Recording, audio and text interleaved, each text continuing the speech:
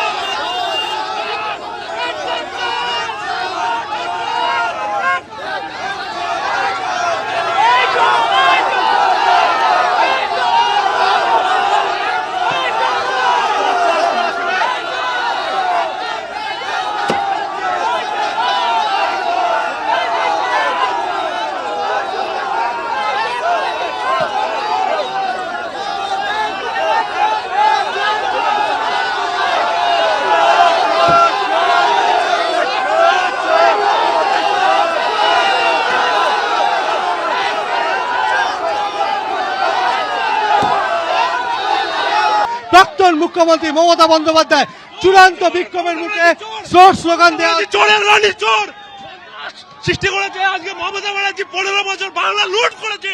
চোর চোর। ব্যাপক উত্তেজনা এই মুহূর্তে আমরা দেখতে পাচ্ছি হালি শহরের ভূতবাগান এলাকায়।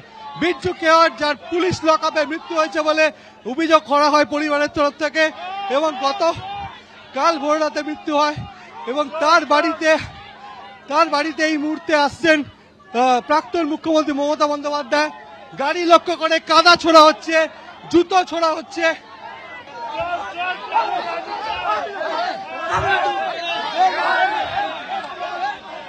এই মুহূর্তে হালি শহরের ভূতবাগানে রাজ্যের প্রাক্তন মুখ্যমন্ত্রী মমতা বন্দ্যোপাধ্যায় চূড়ান্ত ক্ষোভের মুখে চোর স্লোগান দেওয়া হচ্ছে, তাকে লক্ষ্য করে জুতো ছোড়া হচ্ছে।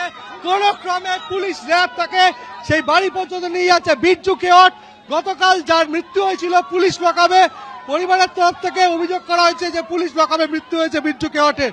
আর সেখানেই এই মুহূর্তে তুমি দেখতে পাচ্ছ যে প্রচুর মানুষ গাড়ি লক্ষ্য করে কাদা ছুটছে, জল ছুটছে।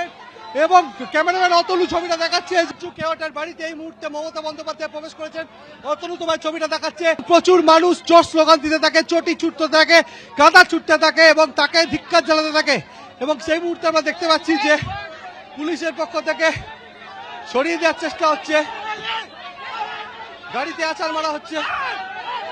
অতনু ছবিটা দেখাচ্ছে যে তার গাড়ি ঘিরে এই মুহূর্তে বিক্ষোভ হচ্ছে, পুলিশের পক্ষ থেকে সরিয়ে দেওয়া হচ্ছে বিক্ষোভকারীদেরকে। প্রাক্তন মুখ্যমন্ত্রী আজকে যখন ভূতবাগানে এসে পৌঁছয় সেই সময় তাকে লক্ষ্য করে চোর স্লোগান এবং তার কনভয় আটকে দেওয়া হয়, তাকে ঢুকতে বাধা দেওয়া হয়। এবিপি আনন্দ, এগিয়ে থাকে, এগিয়ে রাখে।